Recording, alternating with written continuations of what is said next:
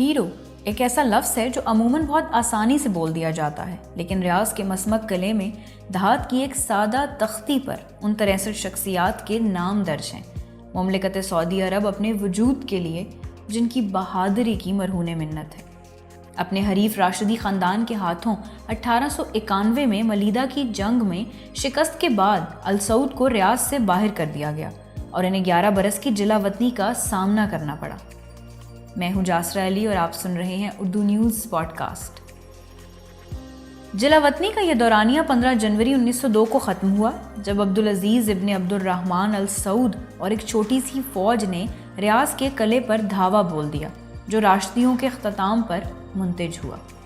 عبدالعزیز اور ان کے رضاکار اس جلا وطنی کو ختم کرنے کے لیے ستمبر 1901 کے آخر میں کویت سے روانہ ہوئے۔ عبدالعزیز نے غیر متوقع سمت سے حملہ کر کے ریاض کے محافظوں کو حیران کرنے کا فیصلہ کیا۔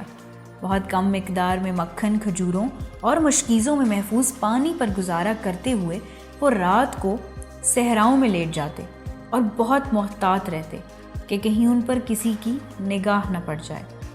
نومبر تک یہ مختصر سی فوج ریاض سے لگ بھگ 250 کلومیٹر کے فاصلے پر جدید شہر الحارث کے آس پاس ڈیرے ڈال چکی تھی۔ یہیں پر کویت سے ایک قاصد پہنچا جس کے پاس ایک بری خبر تھی، اور وہ یہ کہ ترک ریاض میں راشدیوں کی مدد کو آ رہے ہیں۔ اس وقت یہ سمجھ لیا گیا تھا کہ عبدالعزیز ہار مان کر گھر واپس آ جائیں گے، لیکن اس خیال کے برعکس عبدالعزیز نے اپنے آدمیوں کو جمع کیا اور کہا جو بھی کویت واپس جانا چاہتا ہے وہ بغیر کسی شرمندگی کے ایسا کر سکتا ہے۔ جہاں تک عبدالعزیز کا تعلق تھا تو انہوں نے کہا کہ وہ ریاض کے دروازے پر ہی موت کو گلے لگانا پسند کریں گے، اور جو لوگ اس خیال سے متفق ہیں انہیں اپنے ساتھ شامل ہونے پر خوش آمدید۔ پھر وہاں موجود سب لوگ آخری سانس تک جنگ پکارتے ہوئے ان کے ساتھ کھڑے ہو گئے، اور صرف قاصد ہی کویت واپس آیا، اور اس نے عبدالعزیز کی طرف سے والد کو پیغام دیا کہ خدا نے چاہا تو ہم ریاض میں دوبارہ ملیں گے۔ جب ریاض سے مسافت صرف 7 دن کی رہ گئی تو عبدالعزیز نے رمضان کے آخر کی تاریک راتوں میں اپنی پارٹی کی آمد کا وقت مقرر کیا، اور جب شہر کے محافظ عید الفطر کی تقریبات کے بعد دیر سے سوئے ہوئے تھے، عبدالعزیز کی قیادت میں یہ پارٹی غروب آفتاب کے وقت خاموشی سے آگے بڑھی، شہر کی دیواروں پر چڑھ گئی، اور اس نے مسمک قلعے کے دروازوں کے سامنے ایک گھر میں پوزیشن سنبھال لی جس کی دیواروں کے پیچھے راشدی گورنر اجلان محو خواب تھا۔ اگلی صبح جب گورنر اور اس کے مٹھی بھر محافظ قلعے سے نکلے تو عبدالعزیز اور ان کے آدمیوں نے پیش قدمی شروع کی۔ اس کے بعد کیا ہوا اس کے متعلق مختلف کہانیاں ہیں، لیکن ان میں سے زیادہ تر ایک ڈرامائی داستان پر متفق ہیں جو کچھ یوں ہے۔ جب اجلان اور اس کے محافظ قلعے کے حفاظت کے لیے واپس مڑے تو گورنر کو خود عبدالعزیز نے ہی زمین پر گرا دیا۔